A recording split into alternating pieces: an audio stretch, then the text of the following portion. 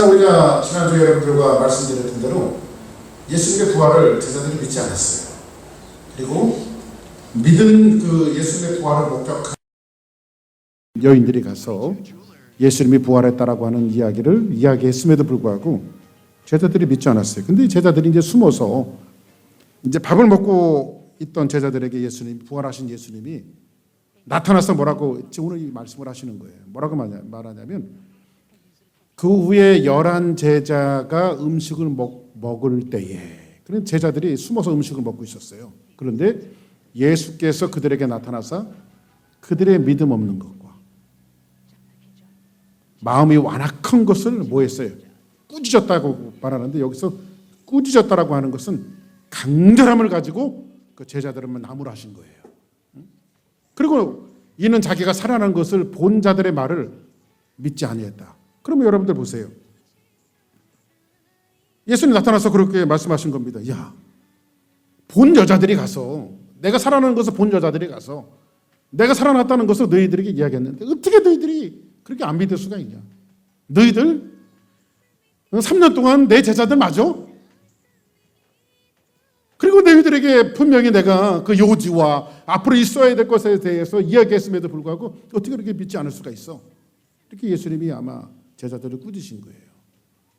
그런데 꾸짖으면 이 말씀의 다음에 나와야 할 내용이 어떤 내용이 나와야 될까요?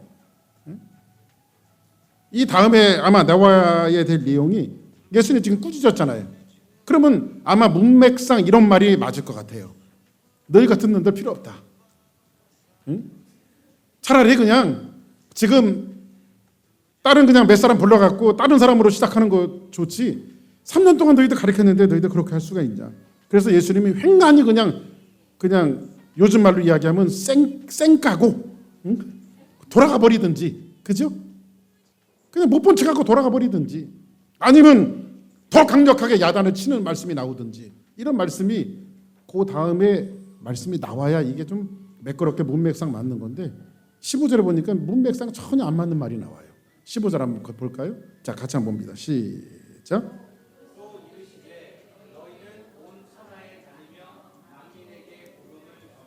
전혀 믿지도 않고 전혀 예수님의 부활을 인지하지도 못하고 예수님이 그렇게 이야기했음에도 불구하고 예수님의 부활을 믿지 않는 그들을 예수님이 강력한 어조로 꾸짖고 나서 너희들 필요 없어, 너희 같은 녀석들 필요 없어, 이렇게 말씀하셔야 되는 예수님이 그런데 뭐라고 말하냐면 또 이러시되 너희는 온 천하에 다니면서 만민에게 복음을 전파해라, 이렇게 말합니다. 좀 문맥상 좀 맞지 않죠? 어떻게 그 믿음 없는 제자들에게 그 막중한 복음의 사역을 맡길 수가 있을까요?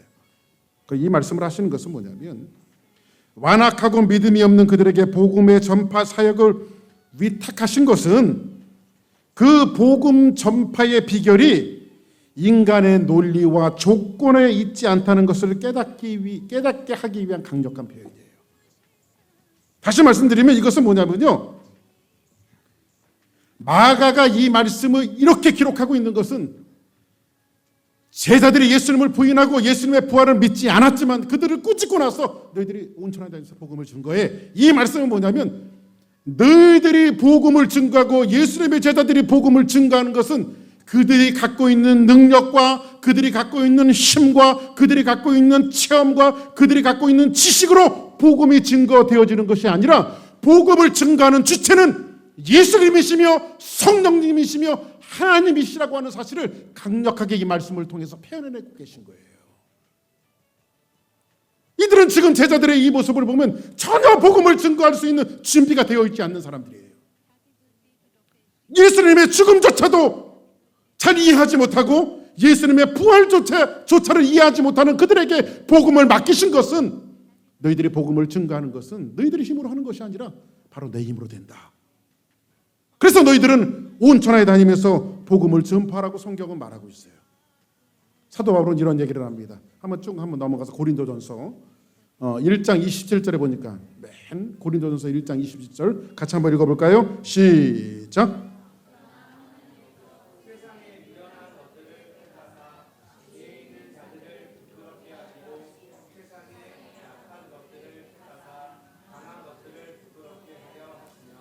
고린도전서 1장 27절에 보니까 사도 바울의 고백인데 뭐라고 말하냐면, 그러나 하나님께서 세상에 미련한 것들을 택하사 지혜 있는 자들을 부끄럽게 하시고 세상에 약한 것들을 택하사 강한 것들을 부끄럽게 하신다고 말하고 있어요.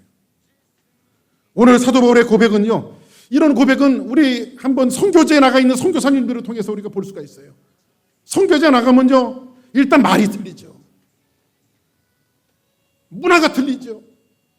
그리고 척박한 땅이죠. 아무것도 모르는 그 지역에서 오로지 선교사님들이 그 복음 하나 갖고 가는 거예요. 말씀 하나 갖고. 그런데 그 선교지에서 말도 틀리는 그들에게 하나님의 복음이 전파되어졌을 때 많은 선교사님들의 간증이 뭐냐면, 많은 사람들이 복음 앞에 항복하고 예수님 앞에 나와서 기도받는, 그리고 복음 앞에 와서 구원을 받는 역사들이 비일비재하게 일어나고 있어요. 이 말씀을 세상에 미련한 것들을 택하사 지혜 있는 자들을 부끄럽게 하신다는 거예요. 다시 말씀드리면 하나님의 복음과 하나님의 말씀이 선포되어지는 것은 우리가 잘 준비되어져서 복음을 증거하는 것이 아니라 복음을 증거하는 주체는 하나님이시지 우리가 아니라는 거예요. 우리가 나가서 복음을 증거해요. 우리가 나가서 하나님의 말씀을 선포해요. 그러나 그 복음을 역사하시는 것은 하나님이 하시는 거예요. 이 말씀을 마가가 우회적으로 강력하게 말씀을 통해서 표현해주고 있는 겁니다. 저는요, 신앙의 싸움이 이거라고 생각해요. 신앙이 깊어지면 깊어질수록 우리 자신을 하나님 앞에 맡기는 싸움 같아요. 정말 신앙의 결론은 뭐냐면요, 결국은 내가 갖고 있는 능력에 의지해서 사역을 하는 것이 아니라, 내가 갖고 있는 지식에 의해서 사역을 하는 것이 아니라 우리 자신을 자꾸 하나님 앞에 맡기는 이 싸움이 바로 신앙생활 같아요. 그래서 여러분들이 하루를 시작할 때도 어떻게 시작해야 되냐면, 하나님, 오늘 하루도 하나님 앞에 맡깁니다. 여러분이 복음을 증거할 때도 오늘 복음 증거함이 하나님 앞에 맡깁니다. 그래서 여러분들, 우리가 사람을 설득해내는 것이요, 하나님의 말씀으로 사람을 설득해내는 것이 여러분의 지식을 동원하고 여러분의 능력을 동원해서 사람들을 복음으로 설득해내려면요, 설득되지 않아요. 세상 사람들은요. 오히려 그 시간에 하나님 앞에 그 사람을 위해서 기도하고, 하나님, 내가 한마디를 증거할지라도 말씀을 증거하시는 것은 성령님이시니까 성령님이 가셔서 그 마음을 움직여 주세요. 그래서 나가서 예수님 믿으라고 손 한번 딱 잡았던 이 사람이 굴러뻑하고 주님 앞에 돌아오는 거야. 왜? 복음의 증거는 하나님이셔요. 할렐루야. 저는 저를 볼 때도 그런 것들을 많이 느껴요. 제가 사실 수많은 세월들을 신학하고 또 수많은 세월들을 목회하면서 많은 사람들을 만나요. 여러분들도 만나고 또 때로는 집회 나가서 사람들을 많이 만나는데, 사람들을 만날 때 실질적으로 저보다 실력 있고요, 더 논리적이고 능력 있는 사람들 많이 만나요. 세상적으로 권력도 가졌죠. 지식도 저보다 훨씬 많은 사람들 많이 만나요. 근데 예배 현장과 말씀을 증거하는 그 현장 속에서 그 사람들이 제가 뭐라고요? 선포되어지는 말씀을 통해서 은혜 받고 눈물 흘리는 것을 보면서요, 하나님이 마른 막대기만도 못한 나를 이렇게 쓰시는구나, 그런 것들을 정말로 느낄 때가 얼마나 많이 있는지 몰라요. 얼마나 세상 사람들 볼 때 저보다 잘 나가는 사람이 얼마나 많은지 몰라요. 그래서 예수님이 오늘 마가를 통해서 이 말씀을 쓰신 것은, 예수님께서 뭐라고 말하냐면, 너희들은 온 천하에 다니면서 복음을 전파하라. 실패한 제자들을 향해서 온 천하에 다니면서 복음을 전파하라고 하는 것은, 복음은 실패한 너희들이 증거하는 것이 아니라 바로 내가 증거하는 거야. 그래서 그 제자들을 세상에 보내신 것을 오늘 말씀을 통해서 우리에게 보여주고 있는 거예요. 자, 그러면 우리 다시 한번 본문을 또 넘어갈 필요가 있는데, 자, 그 다음 이제 16절을 또 보십니다. 16절부터 18절까지 우리가 쭉 같이 한번 읽어봅니다. 시작. 믿고 침례를 받는 사람은 구원을 얻을 것이요, 믿지 않는 사람은 정죄를 받으리라. 17절. 믿는 자들에게는 이러한 표적이 따르리니 곧 그들이 내 이름으로 귀신을 쫓아내며 새 방언을 말하며. 18절 시작. 뱀을 집어 울리며 무슨 독을 마실지라도 해를 받지 아니하며 병든 사람에게 손을 얹은즉 나으리라 하시더라. 자, 그러면 저도 이제 뭐 이렇게 집회도 나가고 또 많은 데 나가서 어떤 분들이 이렇게 나가면 목사님 저 이렇게 이런 질병이 있는데 와서 안수 좀 해주세요. 그러면 안수해달라고 하는데 뭐 안수 안 해줄 수 없어요. 그래서 안수를 해줍니다. 그래서 이 말씀을 인용해요. 하나님 손을 얹는 나으리라고 말씀해 주셨으니까 말씀에 의지해서 이 사람을 치료해 주시옵소서. 그리고 기도를 해줘요. 그리고 낫고 안 낫고는 뭐 하나님 소관이지. 그 다음부터는 전 잘 몰라요. 기도해주고 오니까. 그래서 하나님께서 어떨 때는 끊임없이 역사해 주실 때도 있어요. 그런데 이 말씀이 자 뱀을 집으며 독을 마시며 근데 그 뱀을 집으며 독을 마실 때는 해를 받지 아니하고 병든 사람에게 손을 얹은즉 나을 것이다. 이렇게 말하는데 이게 사실 복음주의 신학자들에 의해서도 의견이 분분합니다.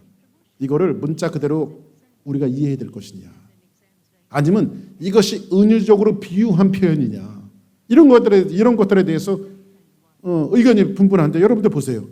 이게 독이야. 성경은 독을 마셔도 안 죽는다고 했습니다. 제가 먼저 시험하겠습니다.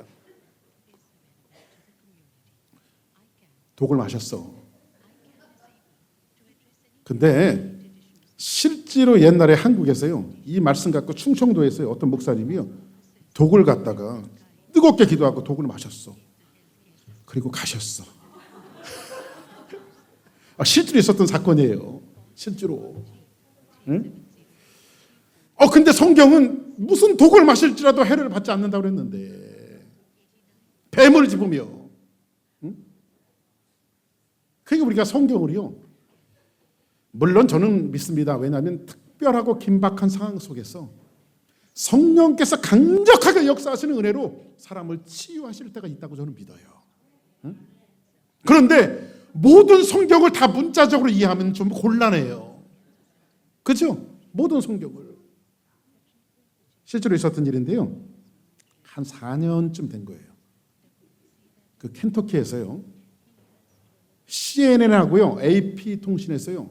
이게 한 2, 3일 계속 이렇게 심심치 않게 보도됐던 내용들을 제가 수집을 했어요. 그런데 CNN 뉴스에서 미국 켄터키에서 목회하시는 제이미 쿠추 목사님이라고 하는 분이 계세요. 제이미 쿠추. 이 쿠추 목사님이 교회에서 뱀에 물려요. 저녁 8시 30분에 물립니다. 그리고 나서 집에 가서 꼭 1시간 반 만인 10시에 세상을 떠나요. 뱀 독에. 그래서 뱀에 물렸으니까요. 주변 사람들이 이제 신고를 해갖고 경찰들이 왔대요. 그래서 목사님, 이 뱀에 물리면 빨리 병원에 가셔야 됩니다. 이모전시 가갖고 백신들이 많으니까 백신을 맞으면 치료받을 수 있습니다. 빨리 병원 가시죠. 그랬더니 이 쿠추 목사님이 마가복음에 제가 실제로 있었던 사건을 얘기하는 거예요. 꿈에서 얘기하는 게 아니라 마가복음에 뱀을 집으며 무슨 독을 마시려도 해를 받지 않는다고 그랬으니까 하나님이 나를 고쳐줄 거라고. 그리고 나서 경찰들이 권유하는 것을 사양한 채 1시간 반을 기다리셨다가 가셨어. 돌아가셨어. 쿠추 목사님이. 그리고 나서 이 목사님이 돌아가시고 나서 이 쿠추 목사님의 평상시에 목회한 내용들이 소개되어지기 시작했어요. 그런데 이 목사님은요, 일명 별명이 뱀 목사예요. 이 목사님이 주장하는 것은 뭐냐면 이른바 성령으로부터 오는 믿음만 있으면 뱀에 물려도 죽지 않는다라고 하는 뱀으로부터의 구원을 신봉하는 목사님으로서 켄터키 주민에게 뱀에 물려도 사람은 죽지 않는다. 이것을 실질적으로 강단에서 가르쳤고요. 이분은요, 강단에서 이렇게 뱀을 이렇게 잡아갔고요. 뱀을 실제로 이렇게 잡은 거야, 이렇게. 뱀을 잡고 설교를 하신 거예요. 그런데 뱀이 자기의 손마디를 깨물어 갖고 손톱 끝이 잘라져 나갔대요. 그런데도 피를 흘리면서 이렇게 뱀에 물려도 죽지 않는다. 이렇게 목회를 하시다가 가신 거야. 그리고 이 목사님은요, 실질적으로 나중에 알게 되어졌던 것이 교인들이 그 교회에서 뱀에 물려서 5명이 죽어나갔어요. 그리고 이 목사님은요, 집에서 뱀을 수집했는데 74마리의 뱀을 집에서 키우고 있었어요. 그래서 이분은요, 뱀하고 같이 목회를 한 거야. 뱀하고. 이 세상 천지에 이런 목사님들도 계세요. 이 뱀을 이렇게 집으면 이게 해함을 받지 말라고 성경에 분명히 있는데 해함 받지 말아야 되잖아요. 그렇죠? 그래서 성경을 모든 것에서 이런 식으로 이해하면 너무너무 곤란하지요. 그러면 이 말씀을 문자적으로 이해되는지 아니면 어떤 그 은유적인 그 비유적인 표현으로 우리가 이해되는지를 우리는 성경을 봐야 됩니다. 그래서 그런 말이 있어요. 하나님의 말씀은요, 해석자들에 의해서 난도질을 당한다. 이런 말씀이 있어요. 잘못 해석하면 안 돼요. 하나님의 말씀을요. 그러면 이러한 말씀을 우리가 좀 이해하기 위해서, 물론 아까도 말씀드린 것처럼 특별한 상황 속에서 하나님이 기적적인 은혜를, 해를 받지 않는 은혜를 주시기도 하지만은 이 말씀을 이해하기 위해서 성경 한번 봅시다. 예레미야 36장 20절부터 26절까지 있는 말씀입니다. 제가 앉아 여러분이 앉아 한 절씩 교독했으면 좋겠어요. 말씀을 잘 생각하면서 한번 읽어봅니다. 그들이 두루마리를 서기관 엘리사마의 방에 두고 뜰에 들어가 왕께 나가 이 모든 일을 왕의 귀에 아뢰니. 그 다음 시작.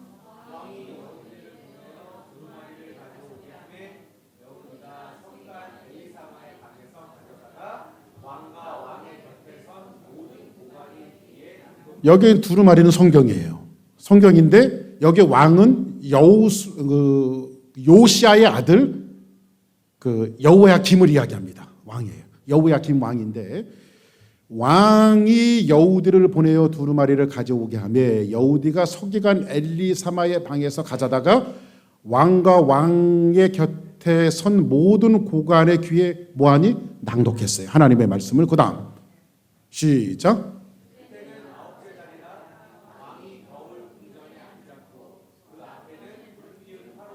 이제 겨울이니까 아마 그 앞에 화로를 갖다 놓은 것 같아요. 따뜻하라고. 그죠? 그런데 그 다음 절. 여우디가 서서 쪽을 낭독하면 왕이 면도칼로 그것을 연하여 베어, 그러니까 하나님의 말씀을 면도칼로 난도질을 해갖고 그걸 어떻게 한 거예요? 불에 던져 두루마리를 어떻게 했어요? 모두 태웠더라. 하나님의 말씀을 난도질을 해갖고 불에 태운 거예요. 여호야김이 아주 나쁜 왕이죠. 그 다음 보세요. 24절 시작.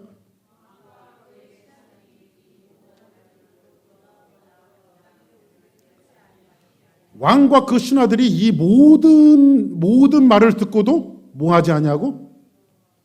하나님의 말씀을 난도질해서 불에 던지고 나서도 그들은 전혀 두려워하지도 않고 자기 옷을 찢지도 않아요. 하나님의 말씀을.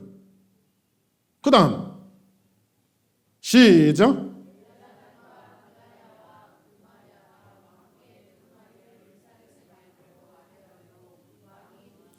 여기에 종신들이 이거 하나님의 말씀이니까 불살라서는 안 됩니다. 난도질하면 안 됩니다. 하나님의 말씀을 지켜야 됩니다. 이렇게 얘기하는데도 왕이 어떻게 해요? 듣지 않아요. 하나님의 말씀을. 그리고 어떻게 해요? 그 다음 시작.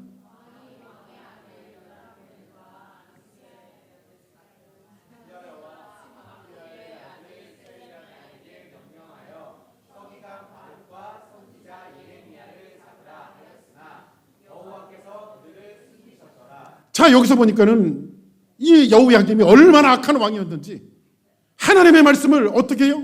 난도질을 하고 면도칼로 난도질을 하고, 그 당시는 두루마리로 되어 있잖아요. 성경이 이런 성경이 아니니까 가죽 두루마리로 되니까 그걸 난도질을 했어. 화로에 불이 살라버리는 거예요. 중신들이 가서 그러면 안 됩니다. 이거는 살아계신 하나님의 말씀인데 이렇게 해서는 안 됩니다. 그래도 그 듣지 않냐고 그것을 불이 살라버리는 거예요. 저는 이 시대의 영적인 상태를 보여준다고 생각해요. 저는요. 어떤 면에서는요. 하나님의 말씀은 성경에 보니까 뭐라고 말하냐면 베레아 사람들은 데살로니가 사람들보다 훨씬 더 뭐해서 신사적이었어. 말씀이 그러한가 아니한가를 묵상했다고 그랬어요. 그러면 교인들은 어떤 교인들이 되어야 되냐면 신사적인 교인들이 되어야 돼요. 신사적인 교인들은요, 하나님의 말씀을 늘 묵상하고 하나님의 말씀 속에 하나님의 뜻을 찾는 거예요. 막 불러. 너 그런 것들도 봤어요. 막 강대상에서 실제로 뭐 TV 매체를 통해서도 그런 거 막 나오는데, 이빨이 아말감으로 돼 있는 사람을 금지빨로 바꿔주는 거야. 그래, 목사님 여기서 기도합니다. 막 기도하면서 아말감은 금지빨로 바꿀죠. 아말감은 금지빨로. 이거 참 진짜 바뀌었는지 안 바뀌었는지 나는 안 가봐서 모르겠는데, 물론 특이한 경우에서 하나님께서 위대한 역사를 하시는 성경 구석구석들이 있어요. 그런데 보편적으로 우리가 살고 있는 삶의 현장 속에서 하나님의 말씀이 우리에게 역사하시며 인도하시며 말씀하고자 하는 이 메시지, 그러니까 신앙은 하나님의 말씀 속에서 찾는 것이지. 아멘. 오병이어의 기적을 예수님께서 일으키셨어요. 사람들이 그 어마어마한 사건들의 현장을 바라보고 사람들이 구름대처럼 예수님에게 찾아갑니다. 생각을 해보세요, 여러분들. 보리떡 5개와 물고기 2마리로 5,000명이 먹고도 12왕주가 남았으니 이 세상 전체 그런 역사가 벌어지는 것은 예수님 당시 시대밖에 없잖아요. 그러니까 사람들이 구름대처럼 예수님을 쫓아다니는 거예요. 그리고 예수님에게 뭘 구합니까? 예수님, 오늘도 떡 주세요. 오늘도 생선 주세요. 오늘도 고기 주세요. 적어도 예수님이 일으키시는 그 기적의 현장에 사람들이 구름대처럼 몰려다녔어요. 그런데 성경은 예수님이 그들을 피해 다니십니다. 그때 사람들이 예수님에게 달려가서 묻습니다. 예수님, 왜 우리를 피해 다니십니까? 그때 예수님이 그들을 꾸짖으시면서 뭐라고 말하고 있는지 아십니까? 너희들이 나를 따르는 까닭은, 나를 좇는 까닭은 먹고 배부른 까닭이지 나 자체를 믿지 않는다. 예수님은 생명의 말씀이에요. 예수님이 그 빛이시며 예수님이 구원의 표상이시며 예수님 자체가 말씀이에요. 그래서 성경은 뭐라고 말합니까? 태초에 말씀이 계시니라. 예수님 자체가 말씀인데 우리는 성경 속에서 하나님의 말씀 속에서 말씀을 이해하려고 하지 않고 표적과 기적을 자꾸 따라가는 사람들이 많아요. 오늘날 신앙의 문제들이 거기에서 이단에 빠지고 신비주의에 빠지게 되어지는 거예요. 하나님 말씀을 보다 보니까 하나님 말씀 속에서 기적이 일어나고, 하나님 말씀 속에서 참 영생이 일어나고, 하나님 말씀 속에서 참 꿀송이보다 더 단 그 위대한 역사들이 우리의 가슴 속에 들어와야 되는데, 우리는 잘못된 쪽으로 하나님의 말씀을 난도질하고 잘못 이해하는 경우가 굉장히 많이 있어요. 한번 성경 하나 더 볼까요? 레위기 곧 한번 보세요. 레위기 10장 1절부터 2절까지인데 한번 같이 봅시다. 시작. 아론의 아들 나답과 아비후가 각기 향로를 가져다가 여호와께서 명령하시지 아니하신 다른 불을 담아 여호와 앞에 분향하였더니 2절 시작. 불이 여호와 앞에서 나와 그들을 삼키매 그들이 여호와 앞에서 죽은지라. 여기가 나답과 아비후는요, 아론의 아들들이에요. 제사장들이에요. 근데 그들이 하나님 앞에 나오면서 불을 가지고 나와야 되는데, 하나님의 불을 가지고 나와야 되는데 하나님의 불이 아닌 자기 불을 갖고 나왔어요. 다른 불. 성경은 뭐라고 이야기하고 있어요? 다른 불을 갖고 나왔다고 말하고 있어요.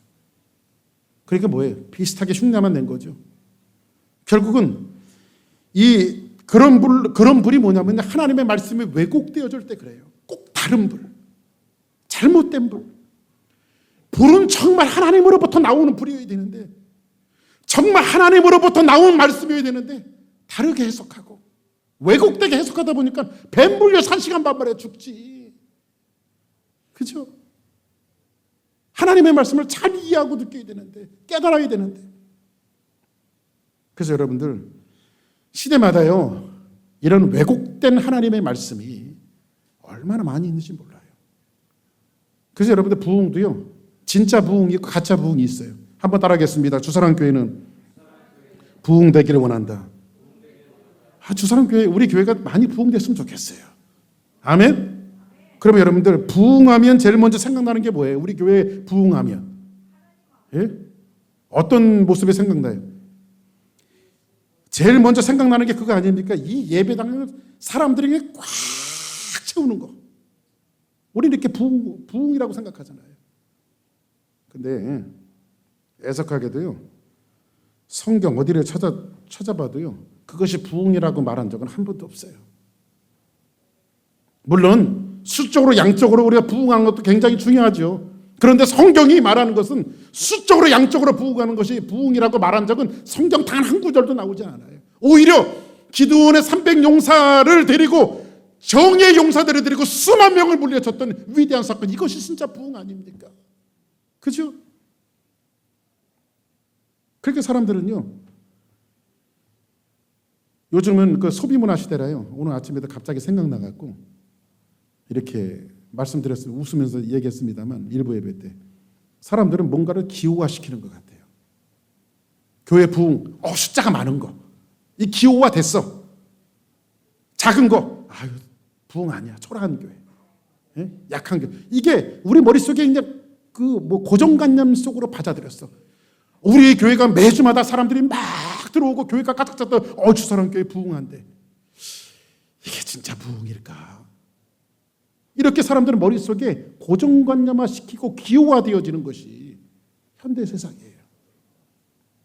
그래서 아침에 그런 얘기를 했습니다만, 옛날에 그 한국에서 그 나오는 그 자동 그 이렇게 CF 그 선전이에요. 선전인데 두 사람이 차를 딱 하고 갔습니다. 아주 좋은 차를 딱 운전을 하고 가고 있어요. 한 사람이 운전을 하고 가는데 한 친구가 옆에 있다가 그렇게 말합니다. 자네 요즘에 어떻게 지내나? 잘 되고 있어 뭐든지? 응? 하는 게 좀 어때? 이렇게 딱 물으니까 거기서 옆에 운전하고 갔던 친구가 말을 하는 것이 아니라 독백이 흘러나와요. 그래서 어떤 성우가 글씨를 딱 쓰면서 거기다가 하나의 자막이 쫙 지나갑니다. 그 자막이 이런 자막이에요. 나는 그레인저로 말한다. 생각나세요? 나는 그레인저로 말한다. 이 성공한 사람은 그레인저를 타고 다녀야 되는 거야. 이게 기호가 돼 있잖아, 기호. 그렇죠? 요즘에 한국의 노처녀들이 많이 늘어가고 있는데 그중 하나의 원인이 있대요. 뭐 다는 아니지만 원인이 하나 있대요. 그게 뭐냐면요, 드라마를 많이 보다 보니까요, 드라마에 원빈, 현빈, 이 잘생긴 그 비주얼의 이 남자들이 많이 나오다 보니까 상상 속에서 저런 남편, 저런 남편 만나, 저 정도 잘생긴 데다가 능력도 있고, 대부분 드라마에서 그런 거로 나오잖아요. 뭐 재벌 2세 뭐 이런 것들로. 그래 머릿속에서 벗삼아, 친구 삼아, 남편 삼아 그냥 지내고 있는 거야. 그리고 머릿속에서 항상 내 남편은 그런 사람이야. 그럴 때 여러분들, 제가 비결을 하나 알려드릴게요. 빨리 가서 거울을 보고 내 얼굴을 들여다보고 머리를 한번 흔들고 다시 정상적으로 돌아와갖고 현실 속에 돌아와야 되는데, 사람들은 뭐든지 이렇게 기호화시켜서 이 가짜 상상 속에서 살아가는 사람들이 얼마나 많은지 몰라요. 사랑하는 여러분, 불은 하나님으로부터 나온 불이 진짜 불이에요. 아멘. 부흥의 불은 하나님으로부터 나오는 거예요. 이 마지막 극악하고 어두운 이 시대 가운데 우리 주사랑교회가 정말로 하나님의 은혜의 불에 붙들려서 이 말씀 갖고 씨름했으면 좋겠어요. 하나님의 말씀 붙들고, 비록 수많은 사람들이 머리의 숫자들이 많이 늘어나지 않아도 정말 하나님의 말씀을 듣고 내가 말씀대로 살려고 하는 몸부림치는 하나하나 공동체들이 이 교회 하나하나 그렇게 만들어져 간다면 그것이 정말 하나님으로부터 나온 불이며 건강한 교회며 부흥하는 교회예요. 할렐루야. 진짜 부흥이 시작되는 것은 언제 시작되는지 아십니까? 부흥의 시작은요, 항상 회개로부터 시작돼요. 나 자신을 뉘우치고. 회개가 동반되지 않는 부흥은요, 어김없이 속임입니다. 속임. 나 자신을 뉘우치고 하나님 앞에 자신을 처사폭족시키고 하나님 앞에 회개하는 것. 할렐루야.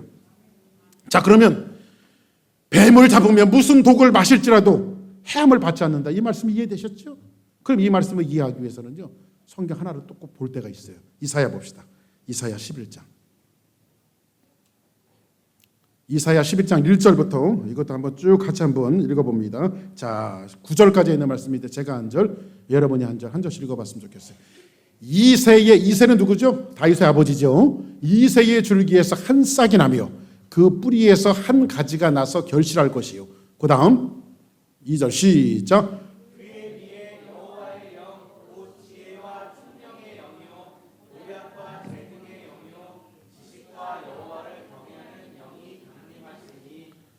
그 다음 그가 여호와를 경외함으로 즐거움을 삼을 것이며 그의 눈에 보이는 대로 심판하지 아니하며 그의 귀에 들리는 대로 판단하지 아니하며. 4절 시작.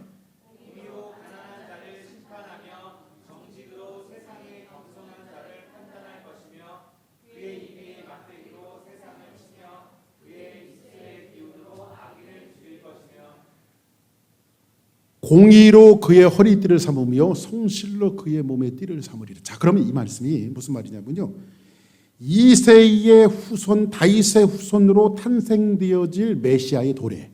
그러니까 이사야라고 하는 선지자가 앞날의 메시아, 다시 말씀 메시아가 이 땅에 오실 이새와 다윗의 뿌리에서 오실 메시아를 지금 노래하며 그 나라를 보면서 지금 성경이 기록해놓고 있는 거예요. 이 말씀이 메시아의 왕국을. 그리고 앞으로 메시아가 일으키시는 그 왕국은 어떤 왕국인가를 이야기해주고 있어요. 그 말씀이 메시아가 완성하는 왕국이 어떤 것인가 한번 봅시다. 6절. 그때의 이리가 어린 양과 함께 살며 표범이 어린 염소와 함께 누우며 송아지와 어린 사자와 살찐 짐승이 함께 있어 어린아이에게 끌리며. 그 다음 7절 시작.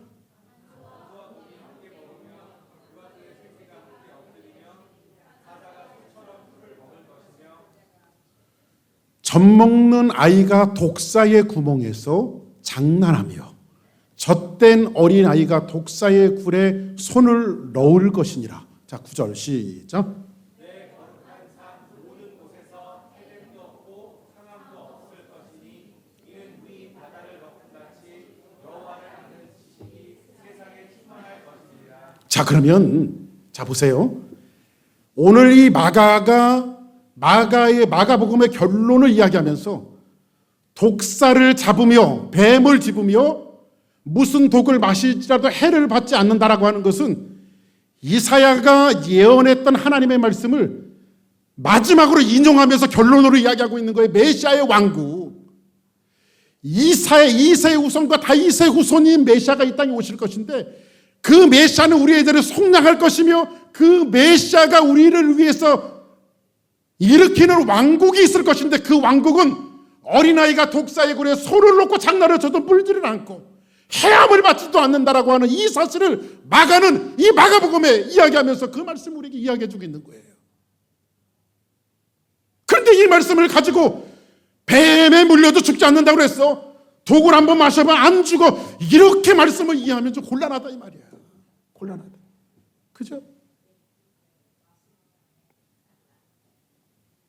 그러고 나서 이해되시면 아멘 하시기 바랍니다.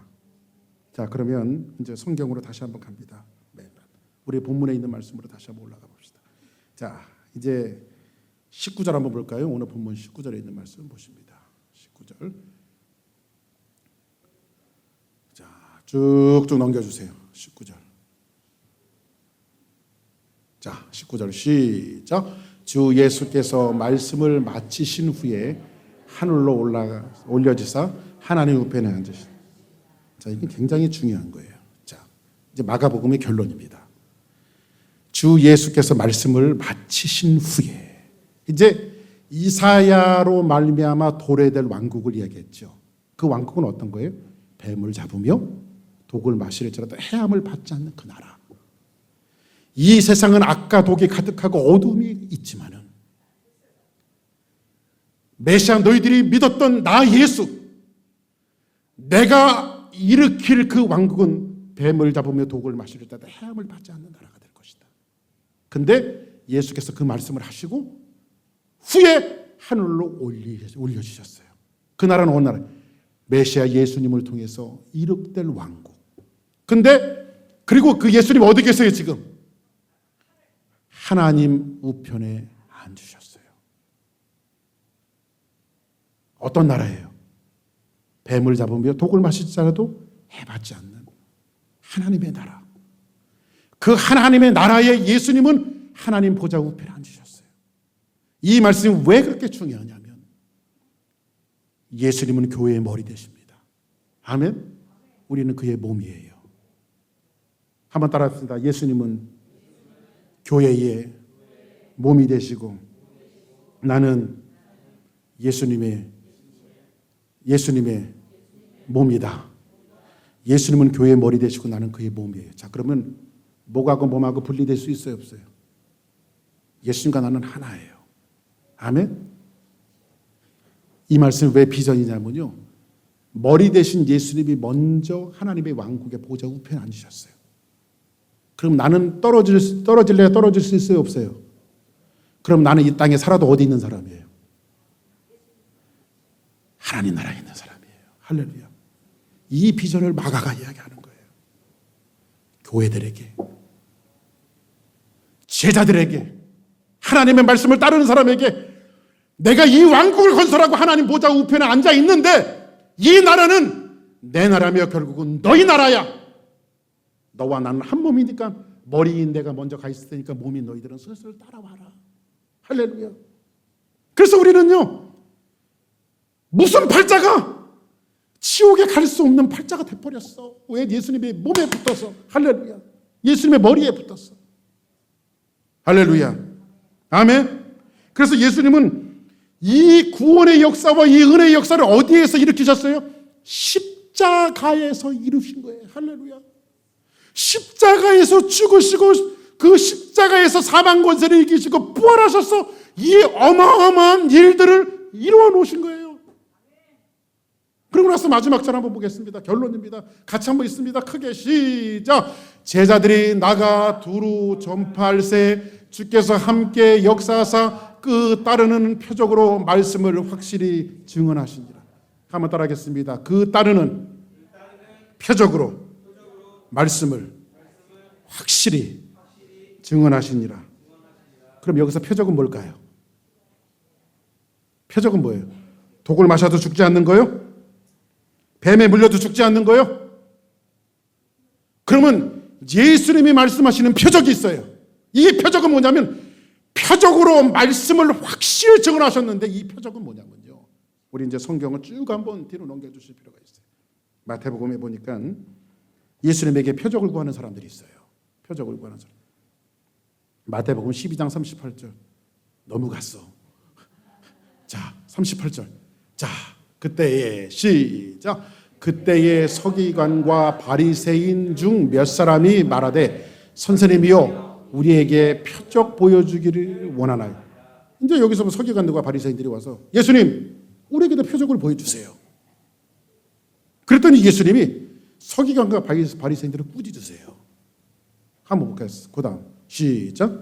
예수께서 대답하여 이르시되 악하고 음란한 세대가 표적을 구하나 선지자 요나의 표적 밖에는 보일 표적이 없느니라. 너희들은 악하고 음란한 세대다. 너희들은 내게 표적을 구하지만 나는 너희에게 보여줄 표적이 요나의 표적밖에 없다.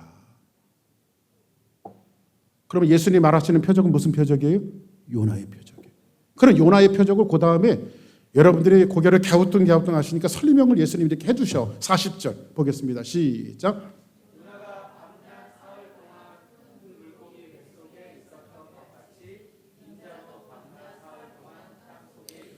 요나가 물고기 뱃속에서 3일 동안 사흘 동안 물고기 뱃속에서 있었던 것 같이 인자도 밤낮 사흘 동안 땅속에 있을 것이다.